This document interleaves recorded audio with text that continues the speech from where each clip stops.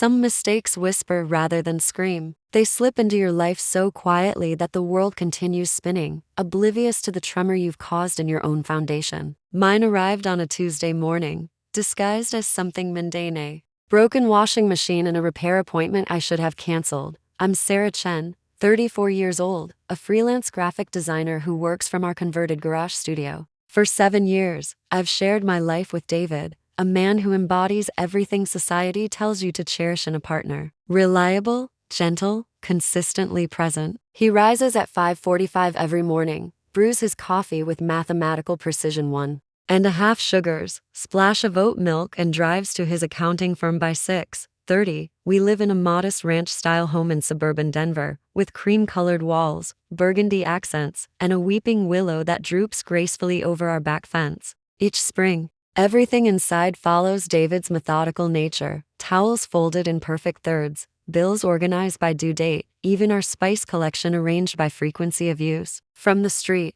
we probably appear to have mastered the art of domestic contentment, yet behind our carefully maintained facade, something essential had been slowly dissolving. The silence between us had become so familiar that we'd forgotten what our voices sounded like in genuine conversation. This wasn't how we began. When we met, I was 26, bouncing between freelance projects and barista shifts, all creative energy with no clear trajectory. David represented stability, a gentle anchor in my chaotic world. I was drawn to his careful attention, the way he actually absorbed my words instead of merely waiting for his turn to speak. He used to say I painted his predictable world with unexpected colors. We were different people who somehow created harmony. He proposed 3 years later during a weekend getaway to the mountains, everything orchestrated with his characteristic thoughtfulness: the timing, the location, even the photographer he'd secretly hired. I accepted through joyful tears, laughing at his nervous fumbling with the ring box. But somewhere between that perfect mountain proposal and now, we drifted into parallel lives, not through any dramatic rupture, but through the slow accumulation of small distances, conversations reduced to scheduling logistics, kisses that landed on cheeks instead of lips, evenings spent in the same room but worlds apart, him reviewing spreadsheets while I scrolled through design inspiration. The erosion was so gradual that neither of us noticed until we were already strangers sharing a mortgage. We attempted various remedies. A long weekend in Santa Fe that left us sunburned and irritable. A pottery class that David abandoned after 2 sessions. Not really my thing, he'd said with that apologetic shrug. We even tried marriage counseling. 5 sessions of polite exchanges and uncomfortable silences until David concluded, we're just in a rough patch. These things happen. Maybe he believed it. I wanted to, but couldn't shake the feeling that I was slowly becoming invisible in my own life. Then our washing machine broke. It started with a grinding noise during the spin cycle, followed by a complete shutdown that left our clothes soaked and soapy. David promised to research repair options, but weeks passed with the machine sitting useless in our laundry room like a monument to procrastination. Finally, on a Thursday when I had 3 client deadlines looming, I called a local repair service. The woman who answered was cheerful and efficient. We can have someone there this afternoon, she said. His name is Marcus. He's excellent with older machines. I didn't think much of it. I just wanted clean clothes. Marcus arrived precisely at 2 o'clock. Through the window, I watched him approach, tall, lean, probably early 30s, with dark hair that looked like he'd run his fingers through it and work boots that had seen genuine labor. When I opened the door, his smile was immediate and unguarded. Afternoon, he said, voice warm with a slight southern accent. You must be Sarah. I'm Marcus. Something about the way he said my name made me pause. Not rushed, not perfunctory like it was worth pronouncing carefully. As he examined the washing machine, asking me to test various settings, I found myself paying attention to details I shouldn't have noticed. The way he explained the problem in terms I could understand, not talking down to me. His laugh when I made a joke about our machine's dramatic death throes. The momentary brush of his fingers when he handed me the detergent cap. When he finished the repair, I offered him coffee. He accepted, and we sat at my kitchen table discussing everything except washing machines, his recent move from Atlanta, my design work, the pros and cons of Denver's unpredictable weather. It was the first real conversation I'd had in months. After he left, The house felt different, not necessarily better, just more aware of its own emptiness. The following days passed in a strange haze. I kept replaying our conversation,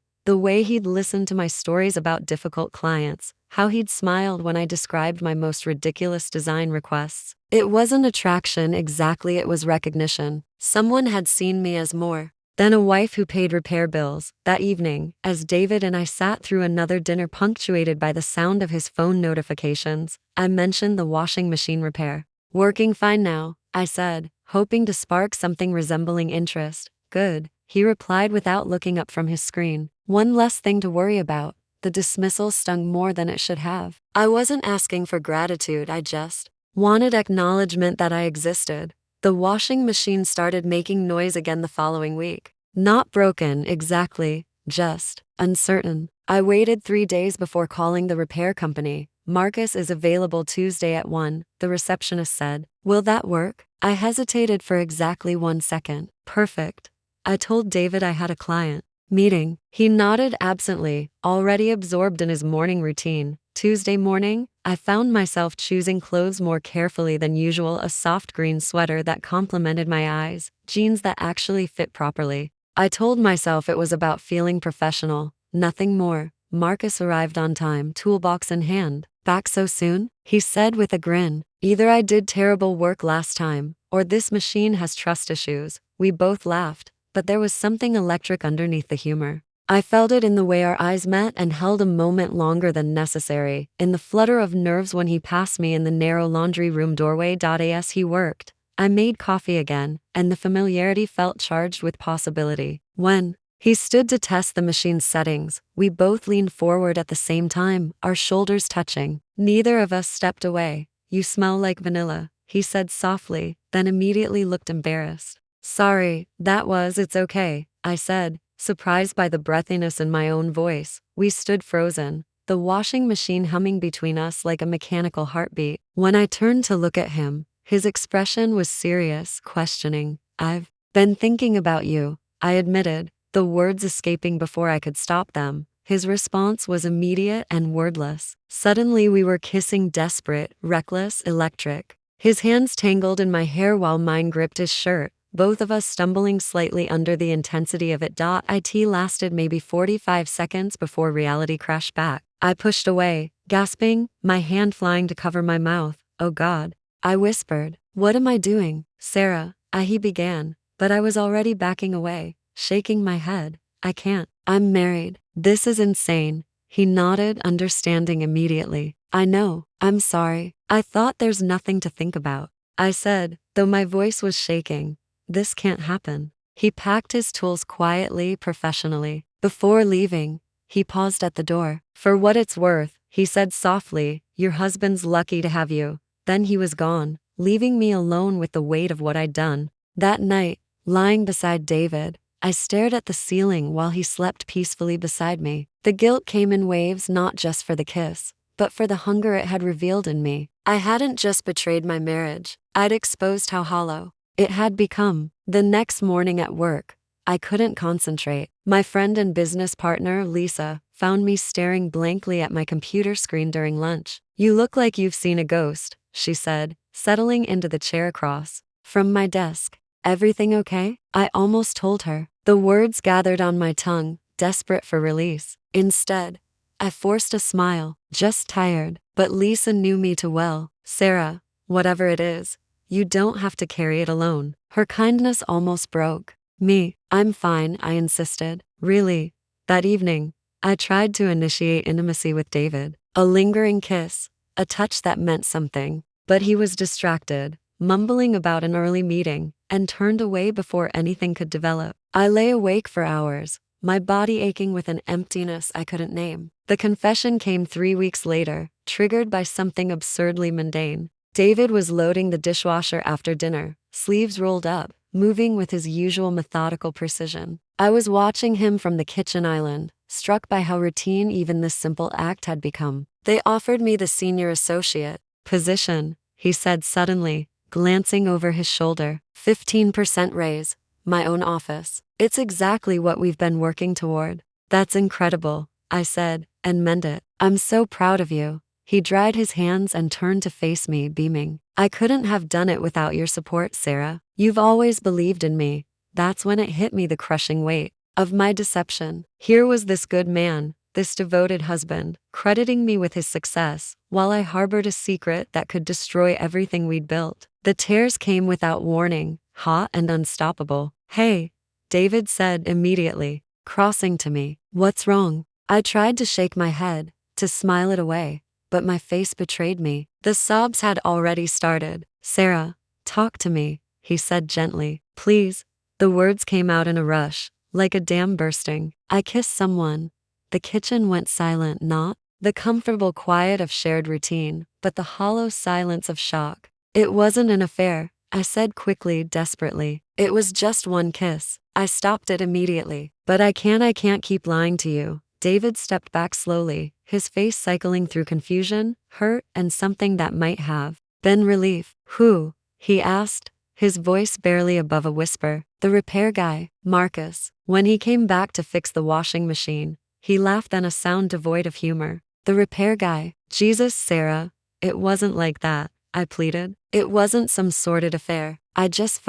I felt invisible, David. Like I'd been disappearing for years, and suddenly someone saw me. I see you, he said, but his voice cracked on the words. Do you? I asked. When was the last time you really looked at me? Really listened when I talked about something that mattered to me? He was quiet for a long moment, and I could see him processing not just my betrayal, but the truth underneath it. I thought we were okay, he said finally. So did I whispered. Until I realized we weren't. We stood on opposite sides of the kitchen, the island between us, like a symbol of everything that had gone wrong. Finally, David spoke. Do you love him? No, I said immediately. I barely know him. It wasn't about him, David. It was about me, about what I'd lost in myself. He nodded slowly. I want to be angry. I am angry, but I'm also scared, because I think I've been feeling invisible too. The admission hung between us like a bridge. We were both afraid to cross. Can we fix this? He asked. I don't know,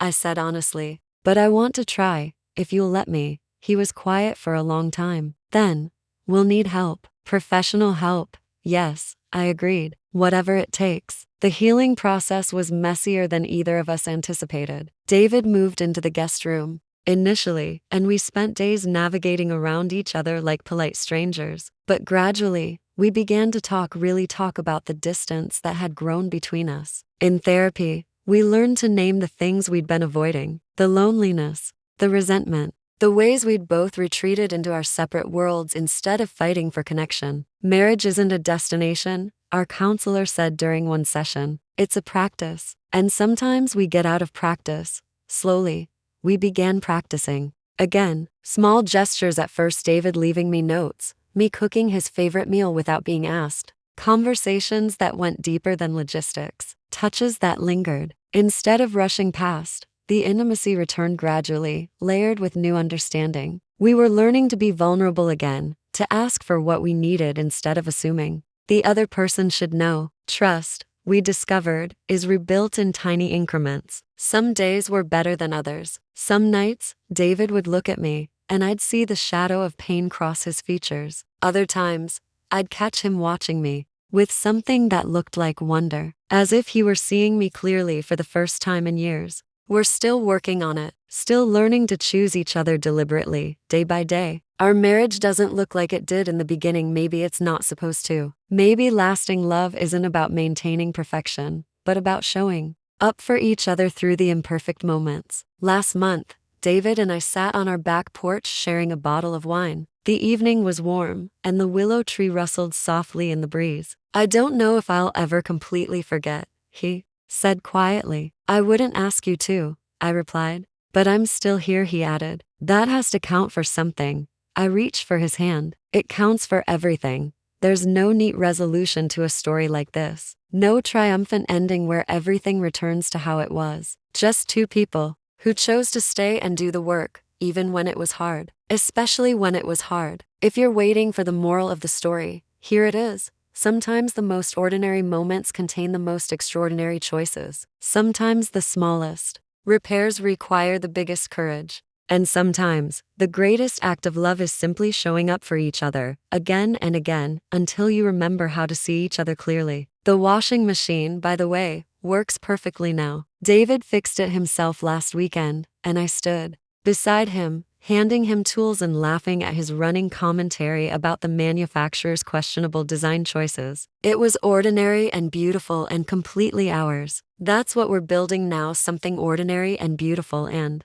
completely ours. It's not the story we thought we were writing, but it might be the one we needed to tell.